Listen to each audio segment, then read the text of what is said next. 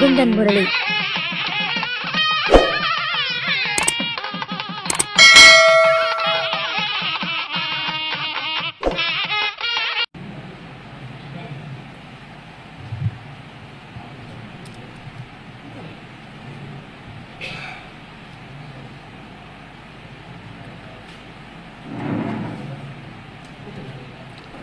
அனைவருக்கும் வணக்கம்.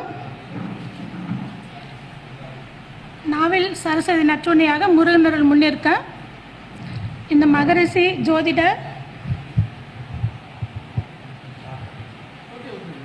ஓகே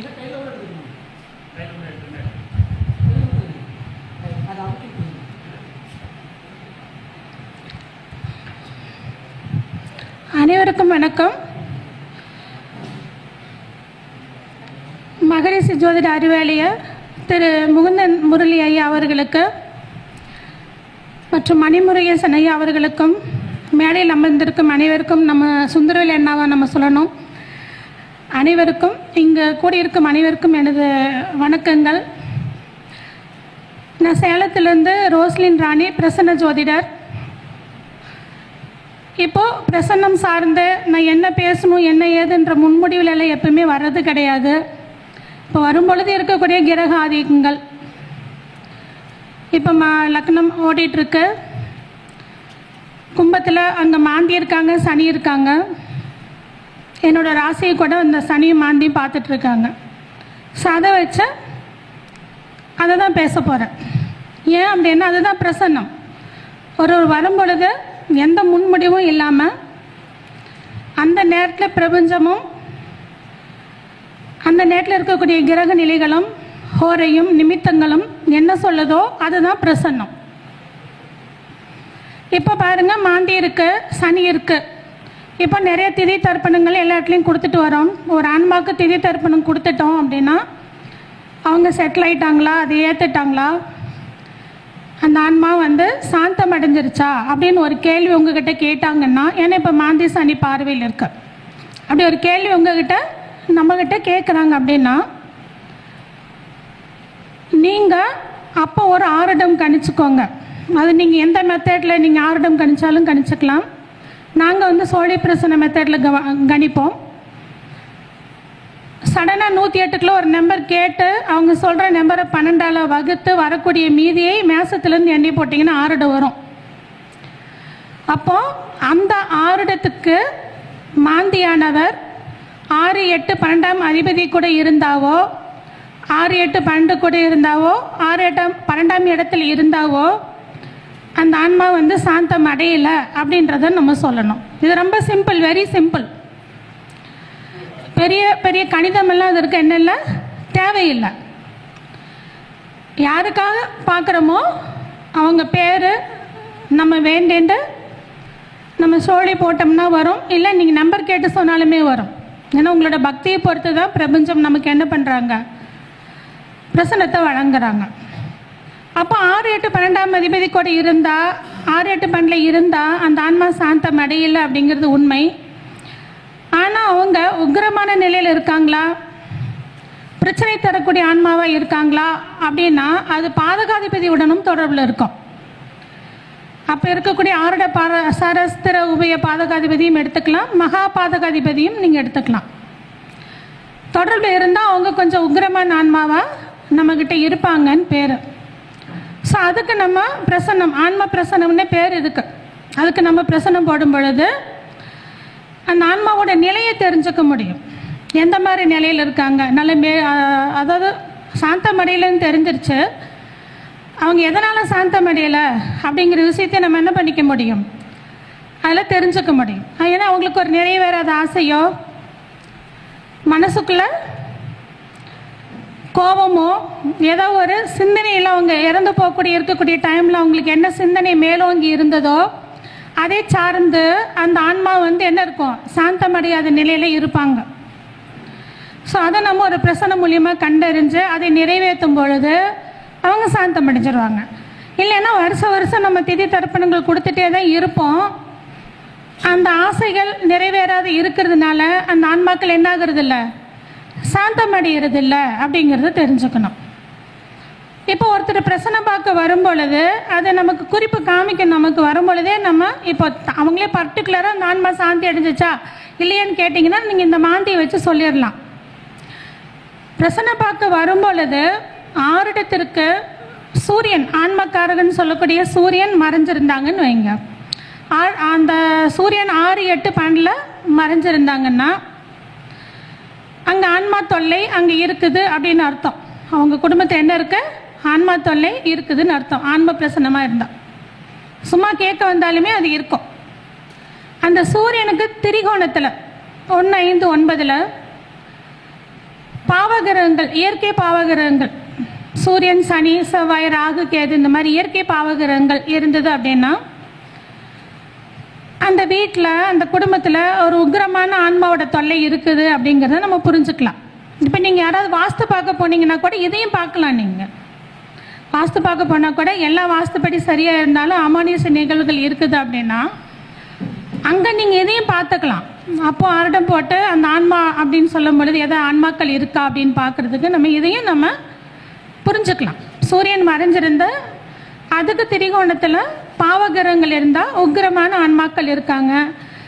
அதில் பாதகாதிபதி கூட தொடர்பில் இருந்தாங்கன்னா பழிவாங்கும் தன்மையில் இருக்கக்கூடிய ஆன்மாக்கள் இருக்காங்க அப்படிங்கிற விஷயத்தை நம்ம என்ன பண்ணிச்சுக்க முடியும்? புரிஞ்சுக்க முடியும். புரிஞ்சுட்டு அதுக்கான பிரசனத்தை தனியாகவும் போட்டு பார்க்க முடியும். இப்போ அந்த திரிகோணத்தில் சுபகிரகங்கள் இருக்காங்க. குரு, சுக்கிரன், வளர்பிறை சந்திரன் இந்த மாதிரி சுபகிரகங்கள் இருக்காங்கன்னா அங்கே யார் இருப்பாங்க?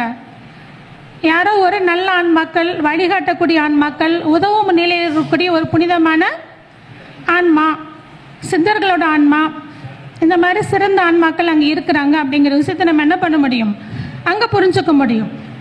அதுக்கு லக்கண திரிகோணாதிபதி சம்மந்தப்பட்டிருந்தது அப்படின்னா அந்த புனிதமான ஆன்மா உங்கள் முன்னோர்கள் ஆன்மா. அந்த புனிதமான ஆன்மா யாருங்க? நம்ம முன்னோர்கள் ஆன்மா. அவங்களோட துணை இருப்பு இங்கே இருக்குது அப்படிங்கிறத நம்ம தெரிஞ்சுக்கலாம். இங்கே ரொம்ப நன்மை நடக்கும், எந்த ஒரு கஷ்டம் இருக்காது, ரொம்ப நன்மை நடக்கும்.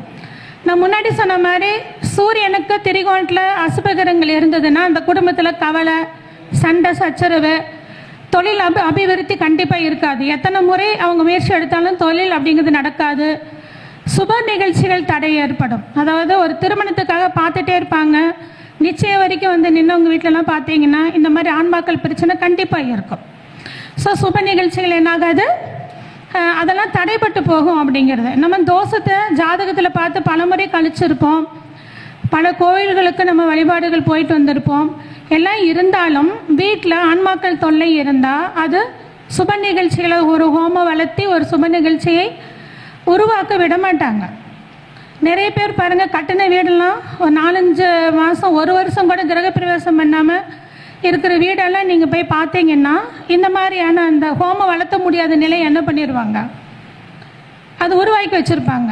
எல்லாம் கட்டி அவங்க கிரகப்பிரவேசம் பண்ணி வச்சுருப்பாங்க. அதுக்கு குடி போக முடியாது, இவங்களாலையும் குடி போக முடியாது, வேறவங்களை என்ன பண்ண முடியாது, குடி அமர்த்தவும் முடியாது. ஸோ இதெல்லாம் ஆன்மாக்களோட பாதிப்பில் இது கண்டிப்பாக இருக்கும் அப்படிங்கிறத நம்ம புரிஞ்சுக்கணும். இதே நேரம் ஒரு வீட்டில்னு எடுத்துட்டிங்கன்னா ஒரு பிரச்சனை பார்க்கும்போது வாஸ்து குற்றம் இருக்கா, யாராவது நம்மக்கிட்ட நேரடியாக வந்து கேட்குறாங்க. ரொம்ப சுலபமான ஈஸியான மெத்தட், அவ்வளோதான். 6 இடம். 6 இடத்திற்கு 4ஆம் அதிபதி போய் 6, 8, 12 மறைஞ்சிருந்து 6 இடத்திற்கு 4ஆம் அதிபதி 6, 8, 12 மறைஞ்சிருந்து செவ்வாயும் உங்களுக்கு பாதிக்கப்பட்டிருந்ததுன்னா கண்டிப்பாக அந்த குடும்பத்தில் என்ன இருக்கும்? வாஸ்து குற்றம் இருக்கும், வாஸ்து தோஷம் இருக்கும். உறுதியாக வாஸ்து குற்றம் இருக்கும், வாஸ்து தோஷம் இருக்கும். அந்த தோஷம் அந்த 4ஆம் அதிபதி எந்த திசையில் ஜாதகத்தில் நிற்கிதோ அந்த சுட்டி காட்டக்கூடிய திசையில் இருக்கும் அப்படிங்கிறது தெரிஞ்சுக்கணும். அடுத்திருக்க 4 மாந்தி இருந்தால் அந்த குடும்பத்தில் சல்லிய தோஷமும் மற்ற தோஷங்களும் அங்கே இருக்கும் அப்படிங்கிறது தெரிஞ்சுக்கணும். சரிங்களா? பிரேத தோஷம் அப்படின்னு பார்க்கும்போது நான் முன்னாடி சொன்னது ஒரு பர்டிகுலர் ஆன்மா சாந்தி அடைஞ்சிருச்சான்னு கேட்கும் பொழுது நான் சொன்னது, அதாவது மாந்தி 6, 8, 12ஆம் அதிபதி கூட இருந்து 6, 8, 12 இருந்தாலோ இல்லை பாதகாதிபதி கூட இருந்தாலும் நம்ம சொன்னோன்னா இல்லைங்களா, 6, 8, 12 கூட இருந்தால் அது பர்டிகுலர் ஆன்மாவை சொல்லி கேட்கும் பொழுது அந்த வீட்டுக்குள்ளேயே பிரேத தோஷம் இருக்குதா அப்படின்னு சொல்லி யாராவது கேட்டாங்க அப்படின்னு என்ன பண்ணுறது? அந்த குடும்பத்துக்குள்ளே அந்த வீட்டுக்குள்ளே ஏதாவது தொந்தரவு இருக்கா அப்படின்னு சமீபத்தில் அவங்க உறவுக்காரங்களோ இல்லை யாராவது காதலிச்சு கைவிடப்பட்டவங்க இறந்துருந்தாவோ இந்த மாதிரி பிரேத தோஷங்கள் ஏதாவது இருக்குதா அப்படின்னா அதுவும் மாந்தியை வச்சு தான் பார்க்கணும். அது எதை வச்சு பார்க்கணும்? மாந்தியை வச்சு தான் பார்க்கணும். அப்போ பிரசனம் போடும் பொழுது இந்த மாந்தியானவர் பாதகாதிபதியோட இணைஞ்சு, மாந்தியானவர் பாதகாதிபதி கூட இணைஞ்சு இருந்தாலோ, மாந்தி அதாவது ஆருட பாதகாதிபதி கூட இருந்தாலும் சரி, மகா பாதகாதிபதி கூட இருந்தாலும் சரி, இணைஞ்சிருந்தாங்கன்னா அந்த குடும்பத்தில் என்ன இருக்கும்? பிரேதம், பிரேத தோஷம், பிரேதம் சம்பந்தப்பட்ட விஷயம் அங்கே இருக்கும் அப்படிங்கிறது தெரிஞ்சுக்கணும். இப்போ அந்த பிரேதம் யாரு அப்படின்னு பார்க்கணும் அப்படின்னா, அந்த மாந்திய என்ன கிரகங்கள் பார்க்குது, என்ன கிரகங்கள் பார்க்குது அப்படிங்கிறத நம்ம பார்க்கணும். அந்த மாந்தியை பார்க்கக்கூடிய கிரகம் செவ்வாய் இந்த மாதிரி இருந்தது அப்படின்னா அது ஆருடம் சரமாக இருக்குதுன்னு வச்சுக்கோங்க. சரமாக இருந்தால் உறவு பிரேதங்கள், நம்மளோட நேரடி பிளட் ரிலேஷன் சொல்லக்கூடியதெல்லாம் அந்த ஆருடம் சரமாக இருந்து அந்த செவ்வாய் பார்த்துருந்தா நேரடி பிளட் ரிலேஷன் சொல்லக்கூடிய செவ்வாய். உறவு பிரேதங்கள் அப்படின்னு சொல்லக்கூடிய, அப்போ சகோதரனாவோ கணவனாவோ இந்த மாதிரிலாம் இருப்பாங்க அப்படிங்கிறது சொல்லலாம். அந்த ஆருடத்திற்கு அது என்ன ஆதிபத்தியம் வருதோ இந்த செவ்வாய், அந்த உறவு அப்படிங்கிறதையும் நம்ம என்ன பண்ண முடியும்? சொல்ல முடியும். அதே நேரம் நம்ம என்ன செய்யணும்னா, ஸ்திர ஆருட விழுந்திருக்கு அப்படின்னா அவங்க ஒன்று விட்ட உறவு. ஒன்று விட்ட உறவுன்னா நம்ம பங்காளி வழியில் இருப்பாங்க, வெளியிலேருந்து நம்ம வீட்டுக்கு வாழ்க்கப்பட்டு வந்தவங்க இருக்காங்க இல்லைங்களா, அவங்கள ஒரு ஒன்று விட்ட உறவு அப்படிங்கிற அடிப்படையில் வரக்கூடியவங்க அப்படி இருப்பாங்க. சரிங்களா? அப்போ ஒரு செவ்வாய் பார்க்குது மாந்தியை, அது ஒன்று விட்ட உறவில் அது எந்த செவ்வாயை குறிப்பிடும் அப்படிங்கிறது. அப்போ மச்சனை மாம மைத்தனை நல்லா எடுக்கிறோம் இல்லைங்களா, அது புதன். அந்த மாதிரி ஒன்று விட்டு உறவில் வரக்கூடிய பங்காளி அண்ணன் தம்பிங்க, ஒன்று வீட்டில் உறவில் வரக்கூடிய பங்காளி அண்ணன் தம்பிங்க. நேரடியாக வரக்கூடியதுன்னா சர ஆட்டை விழுந்த நேரடி அண்ணன் தம்பிங்க. இப்போ ஸ்திர ஆட்டை விழுந்து அதே செவ்வாய் பார்க்குதுன்னா இது பங்காளி வகையில் வரக்கூடிய யார்? அண்ணன் தம்பிங்க அப்படிங்கிறத நம்ம என்ன பண்ண முடியும்? இதில் எடுத்துக்க முடியும். அந்த செவ்வாய் என்ன ஆதிபத்தியமோ அது எத்தனாவது பங்காளி, எந்த வகை பங்காளிங்கிறதையும் நம்ம என்ன பண்ண முடியும்? எடுக்க முடியும். இப்போ உபய ஆருடமாக இருக்குது. இப்போ என்னது? உபய ஆருடமாக இருக்குது. அந்த மாந்தியை அதே செவ்வாய் பார்க்குது. இப்போ என்னென்னா இதுக்கு எப்படி எடுக்கிறது? இப்போ எப்படின்னா இதுக்கு எப்படி எடுக்கிறது? அப்போ செவ்வாய் காரகத்து இது அந்நியர். உபய ஆருடமாக இருந்தால் என்னதுங்க? அந்நியர். நம்மளது நண்பர்கள், நெருங்கிய நண்பர்கள், சிநேகிதர்கள்லாம் சொல்லுவோம் இல்லைங்களா, அந்த மாதிரி எல்லா உபய ராசிக்கும் பாருங்கள் நெருங்கிய நண்பர்கள் யாரோ ஒருத்தர் கண்டிப்பாக இருப்பாங்க. 4 உபயராசியில் பிறந்தவங்களுக்கும் ஒரு நெருங்கிய நண்பர்கள் கண்டிப்பாக வச்சுருப்பாங்க. அவங்களோட எல்லாத்தையும் பகிர்ந்துக்கக்கூடிய தன்மையில் அவங்க இருப்பாங்க. கண்டிப்பாக ஒரு ஃப்ரெண்ட் இல்லாமல் அவங்க இருக்கவே மாட்டாங்க. உபயராசி உபயலக்கணத்தில் பிறந்தவங்களுக்கு க்ளோசஸ்ட்டாக யாராவது இருப்பாங்க. புரியுதாதுங்களா? அந்த மாதிரி உபயார்டமாக இருந்தால் அங்கே செவ்வாய் பார்த்துருக்குன்னா அந்த செவ்வாய் காரகத்துவமில் ரொம்ப க்ளோஸ் ஃப்ரெண்டு, ரொம்ப சகோதரன் மாதிரி நம்ம அண்ணான்னு கூப்பிடக்கூடிய ஒரு க்ளோஸ் ஃப்ரெண்டாக இருப்பாங்க. நம்ம ஃப்ரெண்ட்ஸும் நம்மளை அண்ணான்னு கூப்பிடுவாங்கல்ல, மாமா மச்சான்னு கூப்பிடுவாங்கல்ல, ஃப்ரெண்ட்ஸும் நம்மளை அப்படி தானே கூப்பிடுவாங்க. புரியுதா இல்லைங்களா? அந்த மாதிரி அண்ணான்னு கூப்பிடக்கூடிய ஒரு க்ளோஸ் ஃப்ரெண்டாக இருப்பாங்க. ஸோ இந்த மாதிரி நம்ம புரிஞ்சுக்கிறதுக்கு அது ஈஸியாக இருக்கும் அப்படிங்கிறத நம்ம பார்க்குறோம். அந்த மாந்தி இருக்காங்க இல்லைங்களா, அந்த மாந்தி 6 இடத்துல மாந்தி நின்ற வீட்டு அதிபதி, அந்த மாந்தி நின்ற வீட்டு அதிபதி இல்லைன்னா பாதகாதிபதி. பாதகாதிபதி 6 இடத்திற்கு நட்பு கிரகமாக இருக்குது அப்படின்னு வச்சுக்கோங்க. இந்த மாதிரி பிரேதங்கள் அப்படின்னால நமக்கு என்ன வராது? ரொம்ப பெரிய தொந்தரவுகள் வராது. ஏன்னா அது நட்பு கிரகமாக இருக்குது, பெரிய தொந்தரவுகள் வராது. ஆனால் நட்பாக இருந்தால் பசி தாகத்தில் உள்ள ஆன்மா அப்படின்னு அர்த்தம். அந்த ஆன்மாவுக்கு ஏதோ சாப்பாடு வேணும், தண்ணி வேணும், உணவு வேணும், ஏதோ ஒரு உணவுப் பொருளில் தான் விருப்பம் இருக்குது, வேறு எதுவும் கிடையாது. ஸோ எந்த உணவுப் பொருளில் விருப்பம் இருக்குன்னு நம்ம பார்த்து நம்ம தெரிஞ்சுக்க முடியும். ஸோ அந்த மாந்திக்கு முன் 3 பின் 3 7வது ராசியில் என்ன கிரகம் இருக்கோ அதை சார்ந்த உணவுப் பொருள் மேலே அவங்களுக்கு என்ன இருக்கும்? விருப்பங்கள் கண்டிப்பாக இருக்குங்கிறது தெரிஞ்சுட்டு அதை நம்ம படையலாக வச்சு வழிபாடு பண்ணி பூஜை பண்ணால் அது அந்த இடத்த விட்டு அந்த பிரேதம் என்ன ஆயிரும்? போயிடும். நம்மளை விட்டு அந்த பிரேதம் அது கண்டிப்பாக அது போயிடும் அப்படிங்கிற ஒரு விஷயம் இங்கே இருக்குதுங்கிறத பார்த்துக்கணும். அதுக்கடுத்து இந்த அந்த 6 லக்னம் இருக்குது பார்த்தீங்களா, அந்த 6 லக்னாதிபதிக்கு இந்த பாதகாதிபதி சமமாக இருக்கிறாங்க அப்படின்னா, சம வலிமைன்றதை நீங்கள் பஞ்சாங்கத்தில் பார்த்தா தெரியும். சமமாக இருக்கிறாங்கன்னா அவங்களுக்கு ஏதோ விருப்பம் இருக்குது. ஏதோ ஒரு விருப்பம், ஒரு சொத்து மேலே விருப்பம் இருக்கலாம், ஒரு பெண் மேலே விருப்பம் இருக்கலாம், ஏதோ ஒரு முக்கியமான விருப்பம் இருக்குது. இந்த காமம் அப்படின்னு சொல்லக்கூடிய அந்த விருப்பமும் இருக்கலாம். ஏதோ ஒரு விருப்பம் இருக்குது, ஏதோ வஸ்திரத்து மேலேயோ ஏதோ ஒரு முக்கியமான விருப்பம் இருக்குன்னு அர்த்தம். அந்த விருப்பத்தை நம்ம கண்டறியலாம். இல்லைன்னா ஒரு விருப்பத்தை தெரிய வைக்க வராங்க, ஒரு பிரச்சனையை தெரிய வைக்க வராங்கன்னு எடுத்துக்கலாம். இப்போ ஒரு அப்பா இருக்காங்க, அவங்க வந்து ஒரு பத்திரத்தை இல்லை ஒரு குறிப்பிட்ட ஒரு 5 லட்சம் பணத்தை யாரோ ஒருத்தர்கிட்ட கொடுத்துட்டாங்க, இறந்து போயிட்டாங்கன்னு வைங்க. நமக்கு தெரியாதுல்ல, அவர் நம்மகிட்டையும் சொல்லலை, உயிரோடு இருக்கும்போது நம்மக்கிட்ட சொல்லலை. இப்போ நமக்கு தெரியாதுல்ல அந்த பணம் அங்கே இருக்குது, இவர் கொடுத்துருக்காருன்னு. வந்தவங்களும் சொல்லலை. அப்போ அந்த ஆன்மாவுக்கு தெரியும், ஐயோ நம்ம பணம் இங்கே இருக்குது, நம்ம பையனுக்கு போய் சேர வேண்டியது, நம்ம பொண்ணுக்கு போய் சேர வேண்டியது, நம்ம குடும்பத்துக்கு சேர வேண்டியதுன்னு இருக்கும். அதை எப்படியாவது நமக்கு தெரிவிக்கணும்னு நினைப்பாங்க. அதை சார்ந்த விருப்பமும் அது ஒரு பரஸ்பரம் நம்மக்கிட்ட இதையே கம்யூனிகேட் பண்ணக்கூடிய நினைக்கிறாங்க. இதெல்லாம் ஆன்மா கூட்டு பேசணும்னு அவசியம் இல்லை, பிரசன்னம் பார்த்தீங்கன்னாவே தெரியும். கம்யூனிகேட் பண்ணணும் அப்படிங்கிறது அது நினைப்பாங்க. அப்போ அந்த மாந்திக்கு திரிகோணம் சம்மந்தப்பட்டது, இல்லைன்னா 3, 7, 11 என்ன கிரகம் இருக்கோ அதை சார்ந்த விருப்பம். தனக்காரகன் குரு இருந்தால் பணம் சம்மந்தப்பட்டது, செவ்வாய் இருந்து ஏதோ சொத்து சம்மந்தப்பட்டது, சுக்கிரன் இருந்தால் ஒரு பெண் சம்மந்தப்பட்டது, ஏதோ ஒரு விஷயத்தில். அதனால சாரநாதன் பார்த்த கிரகமெல்லாம் வச்சு எக்ஸாக்டாக நம்ம எடுக்க முடியும்.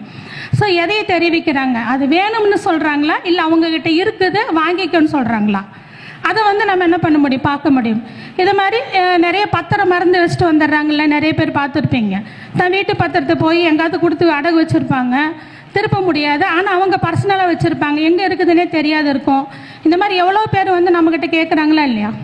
இல்லை அவங்க ஏதாவது அடிபட்டு இறந்து போகிறாங்க, அந்த டைமில் ஏதாவது பணம் மிஸ் ஆகிருக்கும், அது எங்கே இருக்கும், இந்த மாதிரி விஷயத்தில் நம்மகிட்ட கம்யூனிகேட் பண்ண விரும்புவாங்க. சரிங்களா? இதெல்லாம் நீங்கள் என்ன பண்ணிக்கலாம், அந்த பாதகாதிபதி 6 லக்கணத்துக்கு சம வலிமையில் இருந்தால் நம்மக்கிட்ட கம்யூனிகேட் பண்ண விரும்புகிறாங்க, அவங்களுக்கு ஏதோ விருப்பம் கேட்க விரும்புகிறாங்க, இல்லை நம்மளோட அவங்க விருப்பத்தை நம்மக்கிட்ட சொல்ல வர விரும்புகிறாங்க.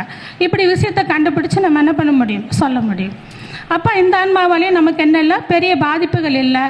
அதை கம்யூனிகேட் பண்ண வரைக்கும் அவங்க வீட்டில் தென்பட்டுட்டே இருப்பாங்க, அவங்க பார்வையில் தென்பட்டுட்டே இருப்பாங்க. அதோட பாதிப்பில் அவங்க அதிகமாக அவதிப்படுவாங்க.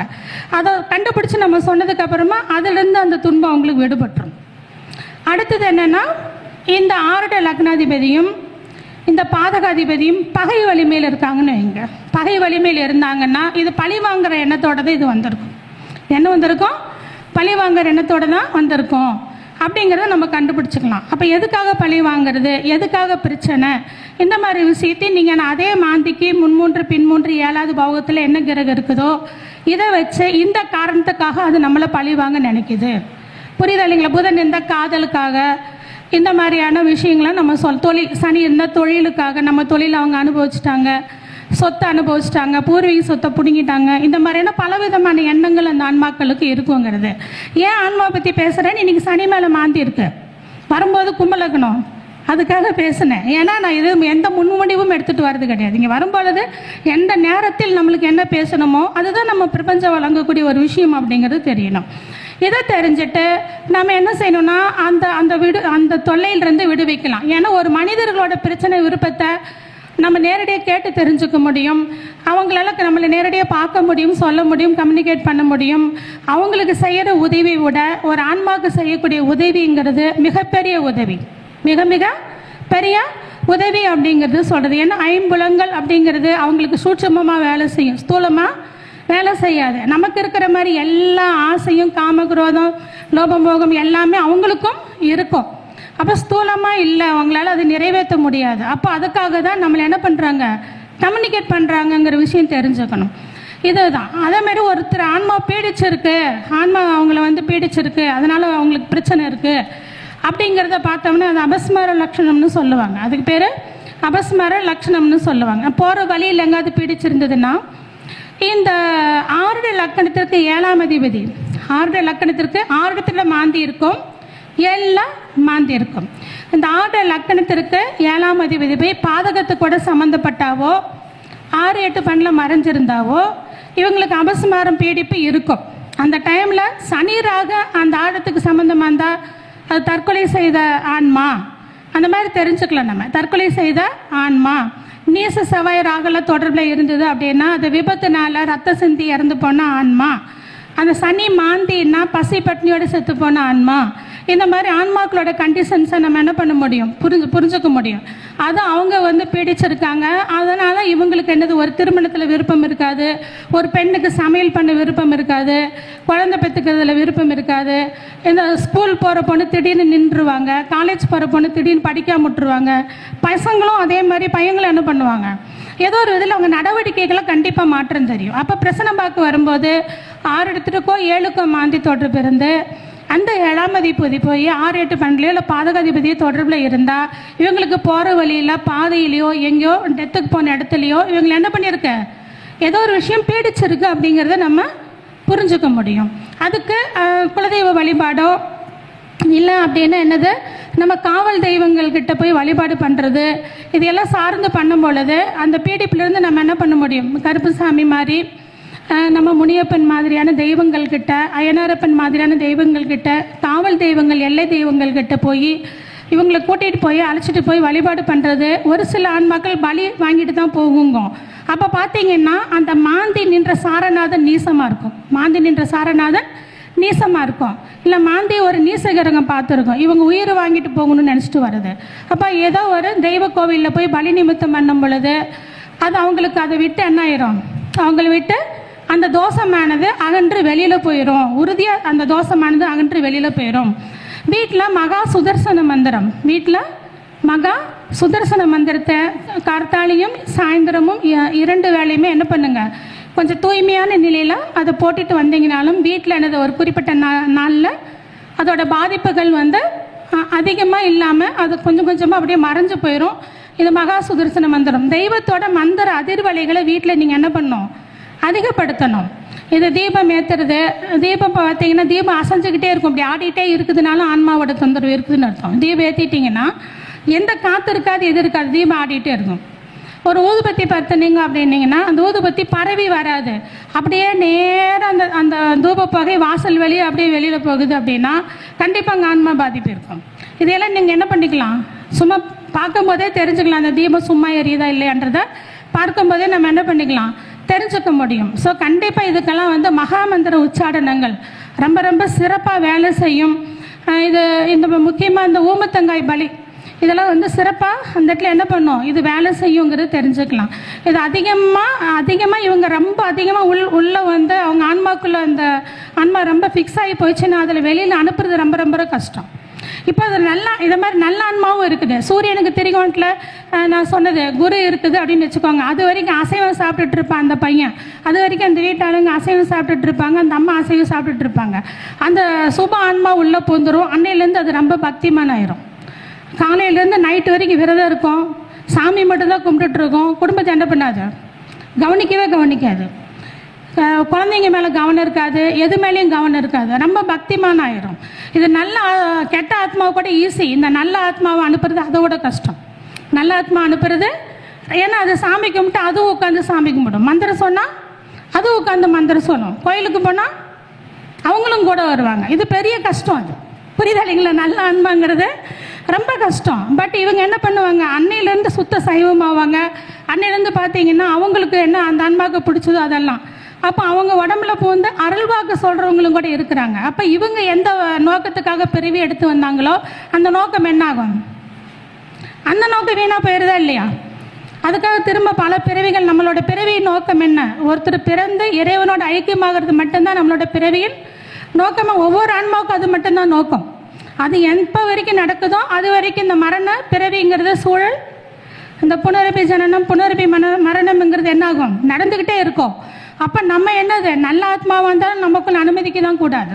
ஏன் அப்படின்னா நம்மளோட பிறவியின் நோக்கம் கெட்டு போகுது, அந்த ஆன்மாவோட பிறவியின் நோக்கம் என்ன ஆகுது, இந்த இடத்துல பழிதமாகுது அப்படிங்கிறது தெரியுது. அப்போ நல்ல ஆன்மாக்களாக இருந்தால் இவங்களை என்ன பண்ணுறது, இதுக்கு மகா சுதர்சன மந்திரம் போட்டு அவங்களும் உட்காந்து கேட்பாங்க. எல்லா பூஜை நியமங்களும் இவங்களை என்ன பண்ணுவாங்க, செய்வாங்க. புரியுதா இல்லைங்களா? அப்போ நல்ல ஆன்மாக்கள் அப்படின்னா அந்த இடத்துல அசுத்தம் இருந்தால் அவங்களுக்கு என்ன ஆகாது, பிடிக்காது. அசுத்தம் இருந்தால் பிடிக்காது. நீங்கள் சைவமே சாப்பிட்றவங்களாவே இருந்தாலும் சும்மாவாவது வீட்டில் அசைவம் வாங்கிட்டு நீங்கள் சாப்பிடல, ஆனால் அந்த வாசனை வீட்டில் வச்சுட்டிங்கன்னா நைட்டு தூக்கி கூட ஊற்றிடுங்க, தப்பு கிடையாது. வச்சுட்டிங்கன்னா அதுக்கு என்ன ஆகாது, அதுக்கு பிடிக்காது. தொடர்ந்து நீங்கள் அந்த மாதிரி ஒரு வாரத்துக்கு பண்ணி வந்தீங்கன்னாவே அவங்க உடம்புலேருந்து அது வெளியில் என்ன ஆயிரும், போயிடும். இவங்களுக்கு காவல் தெய்வ கோவில்களில் கூட்டிகிட்டு போய் அதுக்கான பலி நிமித்தங்களை செஞ்சீங்கன்னா இது கண்டிப்பாக என்ன ஆயிடுவாங்க, விடுபட்டு 100% விடுபட்டு போயிடுவாங்க. ஏன்னா இது ரொம்ப ரொம்ப ரிஸ்க். இது சுப ஆன்மாங்கிறது ரொம்ப ரொம்ப ரொம்ப ரிஸ்கியான விஷயங்கிறது தெரிஞ்சுக்கணும். இதெல்லாம் பார்த்து நம்ம அவங்களோட இது முடிவெடுத்து செய்யணுங்கிறது. இப்போ ஒருத்தர் வீடு கட்டலாமா, இந்த மாதிரி ஆன்மா பார்த்துட்டீங்க, இந்த வீடு வேண்டாம் வேறு வீடு மாற்றலாமான்னு உங்ககிட்ட கேட்பாங்க. வேறு வீடு மாற்றலாமா, அங்கே போயிட்டாவது இந்த தொல்லை ஒழியுமா கேட்பாங்களா இல்லைங்களா? அப்படி கேட்கும்போது ஆரிடம் சரமாக வந்ததுன்னு வச்சுக்கோங்க. ஆரிடம் சரமாக வந்ததுன்னா வீடு மாற்ற முடியும். இவங்க நினச்சா கூட வீடு மாற்ற முடியும். அந்த வீடு மாற்றிட்டிங்கன்னா அந்த ஆன்மா நல்லா இருக்கும், ஈஸியாக இருக்கும். அதேமாதிரி வீடு கட்டுறதா இருந்தாலுமே சார ஆரிடம் முழுகும் பொழுது ஒரு பிரச்சனை கேட்கும்போது சார ஆரிடம் முழுந்தால் ஈஸியாக சுலபமாக கட்டி முடிச்சிருவாங்க, அழகாக மாற்றிட முடியும். அந்த மாற்றுற முயற்சியெல்லாம் அவங்களுக்கு ஈஸியாக வேலை செய்யும். ஆரிடம் ஸ்திரமாக வந்தால் மத்தியமம். அப்போ இந்த வீடு மாற்றுறதுனால நிம்மதியெல்லாம் வந்துடுமான்னு கேட்டால் அவ்வளோவா வராது. ஓரளவுக்கு தான் என்ன ஆகும், வரும். அப்போ இங்கேயே அந்த கர்மா அந்த பூஜைகள் எல்லாம் செஞ்சு இதை நிவர்த்தி பண்ணிட்டு தான் நீங்கள் என்ன பண்ணணும், வேறு வீடு குடி போகிறது, வேறு வீடு பார்க்குறது போகணும். இல்லைன்னா அங்கே தொடர்ந்து என்ன பண்ணுவாங்க, நீங்கள் எத்தனாயிரம் வீட்டுக்கு போனாலும் வருவாங்க, எத்தனாயிரம் வீட்டுக்கு போனாலும் கண்டிப்பாலுமே வருவாங்கங்கிறது தெரியுது. அப்போ உபய ஆரிடமாக இருந்தால் அது காரிய சித்தி ஆகாது. இவங்க மாற்றணும்னு நினச்சிட்டே இருக்கிறாங்க, மாற்றவே முடியாது. என்ன பண்ணாலும் என்ன பண்ண முடியாது, மாற்றவே முடியாது. வேறு ஒரு இடத்துக்கு நம்ம இடம்பெயர்ந்து போகலான்னா அது விடவே விடாது. என்ன பண்ணாலும் என்ன பண்ண முடியாது, விடாது. இவங்களை அந்த உடம்புலேருந்து அனுப்பலான்னு எவ்வளோ முயற்சி எடுத்தாலும் அனுப்ப முடியாது. அந்த மாதிரி தொந்தரவுகள்லாம் இது ஏற்படும். ஏன்னா ஆரிடம் விழுகும்போது சரமாக இருந்தால் இது சீக்கிரமாக அனுப்பிடலாம். ஸோ பரிகாரங்கள் சீக்கிரமாக பலிதமாக போகுதுன்னு அர்த்தம். ஆரிடம் ஸ்திரமாக இருந்ததுன்னா சீக்கிரமாக அனுப்ப முடியாது, கொஞ்சம் சிரமம் எடுக்கணும்னு அர்த்தம். உபய ஆரிடமாக விழுந்தால் இப்போதைக்கு முடியாது. ஸோ வழிபாடுகளும் நிறைய கோவில்களும் நீங்கள் பரிந்துரைச்சு அந்த கோவிலுக்கெல்லாம் போயிட்டு வந்து வழிபாடுகள்லாம் சிறப்பாக செஞ்சுட்டு ஒரு மாதம் 1.5 மாதம் கழித்து போய் அந்த ஆன்மாக்கான விஷயங்களை பார்த்தீங்கன்னா அப்போ வெளியேறும். அப்போ இந்த இடத்துல தான் வந்து ஃபெயிலியர் ஆகிறது. நமக்கு எவ்வளோ சக்தி நிலை இருந்தாலும் அவங்கள அனுப்ப முடியாமல் போகும். ஏன்னா உபய ஆரிடமாக விழுந்திருக்கும். இதை பார்த்துட்டு இதுக்கு எவ்வளோ காலம் எடுக்குங்கிறத நம்ம புரிஞ்சுக்க முடியும். சீக்கிரமாக அனுப்ப முடியாதாங்கிறத புரிஞ்சுக்க முடியும். என்னடா உச்சி வேலையில் உட்காந்துட்டு ஆன்மா பற்றி பேசிகிட்டு இருக்கிறாங்க, பசி எடுக்குதுன்னு உங்களுக்கு நினைக்கலாம். வேறு என்ன பண்ண முடியும், இந்த டைமில் அப்படி தான் நமக்கு பிரசனம் விழுந்திருக்கு. அதனால் நம்ம அதை பற்றி என்ன பண்ணுறோம், பேசுகிறோம். அப்போ சனி மாந்தினா பசி பட்னியோடு இருக்கக்கூடிய ஆன்மா, கேது மாந்தி அப்படின்னா மூச்சு திணறி இறந்து போன ஆன்மா. அது வந்து மருந்துக்கு மூச்சு திணறி இருப்பாங்க. இப்போ இந்த லங்ஸ் இப்போ பாருங்கள், கொரோனா டைமில் நிறைய பேர் மூச்சு விட முடியல இல்லைங்களா, அவங்களாம் பிரச்சனை பார்க்க வரும்போது கேது மாந்தி தான் மேக்சிமம் விழுந்தது. அந்த டைமில் தான் வருவாங்க. அந்த ராகு மாந்தி இருக்குது, ராகு தொந்தரவுனா மருந்துக்கு கட்டுப்படாமல் இருந்திருப்பாங்க, இல்லை மருத்துவத்தோட ஹாஸ்பிட்டல் அட்மிட் பண்ணியிருப்பாங்க, தவறான மருந்து கொடுத்ததுனால இறந்துருப்பாங்க, இந்த மாதிரி விஷத்தினால இறந்துருப்பாங்க. விஷம்னா நம்ம ஒன்றே பாம்பு தேளுன்னு இருக்கக்கூடாது. இந்த காலகட்டத்தில் மருந்து மாதிரி பெரிய விஷம் எதுவுமே இல்லை. ஆமாவா இல்லைங்களா? கண்டிப்பாக மருந்து மாதிரி பெரிய விஷம் எதுவுமே இல்லை. ஃபுட் பாய்சனிங் அதுவுமே பெரிய விஷயம். எல்லாம் டின் ஃபுட்டு தானே வாங்கி சாப்பிட்டா பிரச்சனை ஆயிடுது. இப்போ ராகு மாந்தி இருந்து அந்த மாதிரி ஏதோ ஒரு விஷயங்கள் இருக்கும், அது அந்த மாதிரியான இறந்து போன ஒரு ஆன்மாவாக தான் இருந்திருப்பாங்க அப்படிங்கிறத புரிஞ்சுக்கலாம். அப்போ புதன் மாந்தி அப்படின்னா காதல் இல்லைன்னா கைத்துனால மரணத்தை தேடி இருப்பாங்க. தற்கொலைன்னு சொல்லுவோம் இல்லைங்களா, தூக்கு கைத்தனால இந்த மாதிரியான விஷயங்கள் வந்து தேடி இருப்பாங்க. இதையெல்லாம் பார்த்துட்டு நம்ம அதுக்கும் வந்து நம்ம கண்டுபிடிக்கணும், இதையும் சரி பண்ணி அந்த மாதிரி ஆன்மா தான் இவங்களை பீடிச்சிருக்குதுன்னு. ஏன்னா நான் சொன்னேன், அந்நிய ஆன்மாங்கிறது என்னது, 6 இடத்துல மாந்தி 7 மாந்தி இருந்து 7ஆம் அதிபதி 6 8 பண்ணல மறைஞ்சாலும் பாதகத்தில் இருந்தாலும் அந்நிய பிரேதம்னு சொன்னேன் இல்லைங்களா. அப்போ அந்த அந்நிய பிரேதம் யார் இப்படி தான் இருந்திருப்பாங்கங்கிறது நம்ம அது கண்டுபிடிச்சிருக்க முடியும். அப்போ செவ்வாய் ராகுலன்னா துர்மரணம், செவ்வாய் சனின்னா விபத்துனால, புரியுதா இல்லைங்களா, இந்த மாதிரிலாம் நம்ம என்ன பண்ண முடியும், பார்த்து தெரிஞ்சுக்க முடியும். செவ்வாய் மாந்தி அக்னினால, அக்னின் மட்டும் எடுத்துக்க முடியாது, அக்னின் மட்டும் நம்ம என்ன பண்ணுவோம் எடுத்துக்க முடியாது. செவ்வாய் புதன் மாந்தி அந்த எலக்ட்ரிக் ஷாக் இந்த மாதிரி விஷயமும் அவங்களுக்கு இருக்கும். ஒரு கேபிள் மூலியமாக வரக்கூடிய அக்னிங்கிறது செவ்வாய் புதன். அப்போ கரண்டெல்லாம் எப்படி வருது, ஒரு கேபிள் மூலியமாக வருதா இல்லைங்களா, அது வரக்கூடியது. செவ்வாய் ராகுனா இடி மின்னல், அது கேபிள்லாம் இருக்காது, நேரடி அப்படியே என்னதான் நேரடியாகவே தாக்கும், டிரான்ஸ்ஃபார்மரில் தாக்குற மாதிரி நேராக இடி மின்னலாம் அப்படியெல்லாம் வரும். ஸோ அந்த அக்னிலையும் நம்ம வித்தியாசப்படுத்தி பார்க்கணும் அப்படிங்கிறது சொல்ல வரேன். ஏன்னா ஒரு ஜோதிடர்களோட சிந்திக்கும் திறமை அந்த டைமில் அவங்களுக்கு பிரபஞ்சம் வழங்கக்கூடிய தன்மையில் நீங்கள் சொல்லிடுவீங்க. அப்போ பிரபஞ்சம் சொன்னது அவங்களுக்கு 100% கரெக்டாக இருக்குதுன்னா அதை நீங்கள் ஆராய்ச்சி பண்ணி என்ன பண்ணிடணும், எழுதி வச்சுக்கணும். ஏன்னா திரும்ப ஒரு தடவை பிரபஞ்சம் வழங்குச்சுன்னா அடுத்த தடவை நீங்கள் தான் அதை சிந்தனையில் எடுத்து வந்து சொல்லணுங்கிறது தெரியுது. ஆனால் கண்டிப்பாக ஒரு புது ஜோதிடர்களுக்கு பிரபஞ்சம் வழங்கும். அவங்க வந்து உட்கார்ந்தோடனே வாக்கு மாதிரி என்ன பண்ணுவாங்க, எல்லாத்தையும் சொல்ல ஆரம்பிப்பாங்க, எல்லாம் கரெக்டாகவே இருக்கும். அந்த பிரபஞ்சம் வழங்குறதை இவங்க ஆய்வு பண்ணி என்ன பண்ணிக்கணும், எடுத்து வச்சுக்கணும். எடுத்து வச்சு எழுதி அதுக்கான விஷயங்களை கொண்டு போகணுங்கிறது தெரியுது.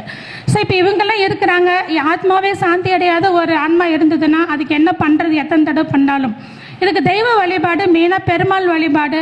பெருமாள் போய் இதுக்கு உதவுவாரான்னு கேட்டால் ஆமாம், பெருமாள் உதவுவார்னு கேட்டால் ஆமாம். ஏன்னா எள் அப்படிங்கிறது யார் உடம்புலேருந்து வந்தது? எள்ளுங்கிறது பெருமாளோட உடம்புலேருந்து வந்தது அப்படிங்கிறது தெரியணும். இதுதான் சாஸ்திரங்கள் சொல்லுது. எள் அதுலேருந்து அவரோட உடம்புலேருந்து தான் இது. அதனால அது எள்ளை தரையில் விடக்கூடாது. நம்ம ஒரு தர்பை மேலேயோ ஒரு பாத்திரத்து மேலேயோ என்ன பண்ணணும்? எள்ளை விடணும், தரையில் விடக்கூடாதுங்கிறது. ஏன்னா இப்போ திருமாலோட உடம்புலேருந்து வந்தது தான் அந்த எள் அப்படிங்கிற ஒரு விஷயம் எடுத்துக்கணும்.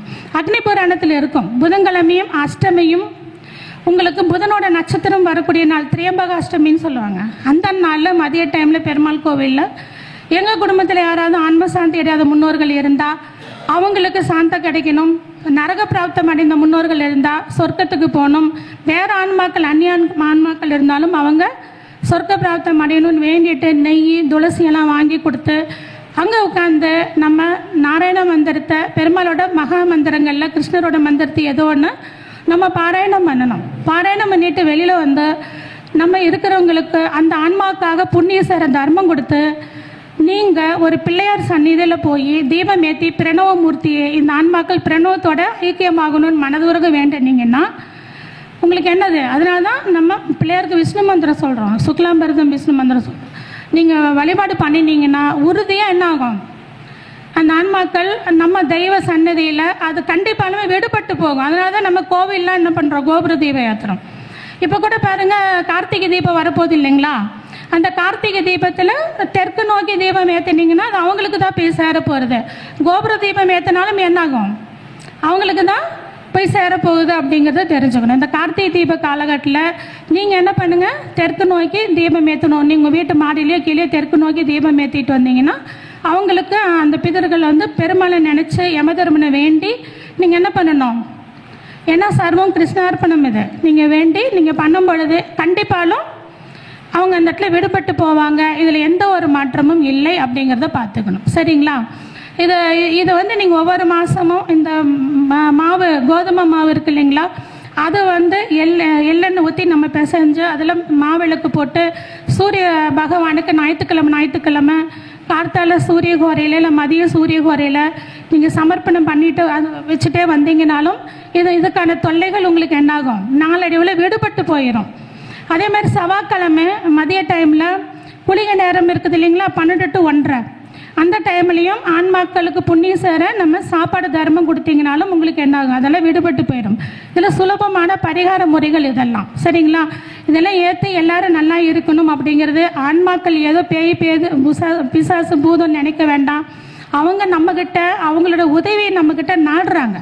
எப்படி காமிக்கணும்னு தெரியல. அதனால் சண்டையை வெளிப்படுத்துகிறாங்க, சச்சரவை வெளிப்படுத்துகிறாங்க, பிரச்சனையை வெளிப்படுத்துகிறாங்க, இல்லை நல்லதாக கூட வெளிப்படுத்துகிறாங்க. அவங்களோட ஐம்புலங்கள் ஸ்தூலமாக இல்லாததுனால அப்படி வெளிப்படுத்துகிறாங்க. அதை புரிஞ்சுக்கிட்டு நீங்கள் உங்கள் குலதெய்வத்திட்ட தீபம் போட்டு வழிபாடு பண்ணிட்டு வந்தீங்கன்னா, இல்லைன்னா ஒவ்வொரு அமாவாசைக்கும் பௌர்ணமிக்கும் கூட 2 இளநிகளை உங்கள் வீட்டுக்கு வெளியில் தென்கிழக்கில் வச்சுட்டு ஒரு கிண்ணத்தில் தண்ணீர் வைத்து அங்கே எல் போட்டு வச்சுட்டு நீங்கள் கும்பிட்டு யாராக இருந்தாலும் ஏற்றுக்குவாங்கன்னு கும்பிட்டு வந்தீங்கன்னா அதை ஏற்றுட்டு அவங்க என்ன ஆயிடுவாங்க? டிசைபேர் ஆயிடுவாங்க. இதெல்லாம் உங்களுக்கு அதிகமான ஆசீர்வாதங்களும் ஆன்மாக்களால் தான் கிடைக்கும். அதிகமான பிரச்சனையும் அவங்களால தான் கிடைக்கும். அவங்க உங்களுக்கு ஆசீர்வாதம் பண்ண முடிவு பண்ணிட்டாங்கன்னா உங்களுக்கு வரக்கூடிய வளங்கள் யாராலையும் தடுக்க முடியாது. பாருங்கள், மரணத்துக்கு அப்பால்னு ஒரு உபநிஷம் இது இருக்கும். அது நசிகேதனோட வரலாறு இருக்கும். அங்கே போய் முக்தி மோட்சத்தை பற்றி நசிகேதன் கேட்கும்போது அது தரமாட்டார். அதுக்கு பேர் ராஜ்யம் பொன் பொருள் அது இது எல்லாம் யமதர்மன் தருவார். ஸோ அதை மாதிரி யாருக்கெல்லாம் பொன் பொருள் அதெல்லாம் வேணும்னு நினைக்கிறீங்களோ அவங்களாம் என்ன செய்யலாம்? இவங்களுக்கு ஆன்மாக்களுக்கு நன்மை செஞ்சீங்கன்னா உங்களுக்கு எல்லாமே நல்லதாக கண்டிப்பாக கிடைச்சிட்டே இருக்கும் அப்படிங்கிறது உண்மை. உங்கள் தெய்வ வழிபாடும் இறை வழிபாடும் குலதெய்வ வழிபாடும் அனைத்தும் உங்களை காக்கட்டும். எல்லாரும் நல்லா இருங்க. இந்த ஆன்மா பற்றி யாரும் பயப்படக்கூடாது. இது கேட்குறவங்க குடும்பத்தில் எது இருந்தாலும் அதெல்லாம் தெய்வ சக்தியால் வெளியில் போய் நல்லா இருப்பீங்க. நல்லதுங்க. இந்த வாய்ப்பை கொடுத்த மகரிஷி ஜோதிட அறிவாலய திரு முகுந்தன் முரளி ஐயா அவர்களுக்கும் மணிமுரீசன் ஐயா அவர்களுக்கும் கேட்டுக்கொண்டிருக்கும் அனைவர்களுக்கும் எனது மனமார்ந்த நன்றி. நன்றி, வணக்கம்.